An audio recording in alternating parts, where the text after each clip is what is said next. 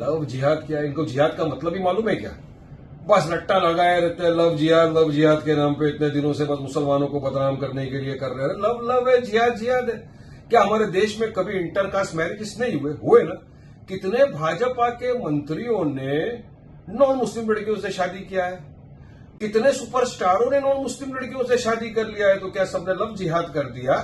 अब इन्हीं के जो मंत्री है, ये लोधा जी, इन्होंने असेंबली में खड़े होकर कहा था कि महाराष्ट्र में लाखों केस हो गए लव जिहाद के। अरे जब इन्वेस्टिगेशन किया, इंक्वायरी किया, तो पता चला कुछ भी नहीं है, खोदा पहाड़ निकला चूहा।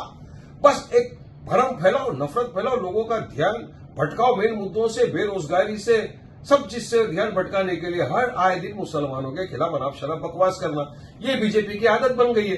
अब इनके जो मंत्री थे किशन रेड्डी साहब, उन्होंने लोकसभा में खड़े होकर कहा कि सेंट्रल एजेंसी के पास ऐसा कोई प्रमाण नहीं है, कोई केस नहीं आया कि लव जिहाद है हमारे देश में, कोई कंसेप्ट नहीं है लव जिहाद का यहां पर, फिर भी कानून बनाना चाहते हैं। अरे कानून आपको बनाना है तो वो क्या है? भगवा लव ट्रैप, जिसमें ये हिंदू संगठन वाले ओपन बोलते हैं कि जाओ मुसलमान लड़कियों से दोस्ती करो, उनको प्यार में फंसाओ, उनसे शादी करो, आपको पैसा दिया जाएगा। उनके खिलाफ कौन सा कानून बनाएंगे आप? वहां तो खामोश हो जाते हैं, वहां तो सबके मुंह में दही जम जाता है। मतलब सिर्फ मुसलमानों को बदनाम करने के लिए इस तरह का षड्यंत्र रचा जा रहा है। श्रद्धा वोलकर की जो आप बात कर रहे हैं, श्रद्धा वोलकर के मैटर को, केस को लोग रिलीजन एंगल दे रहे हैं।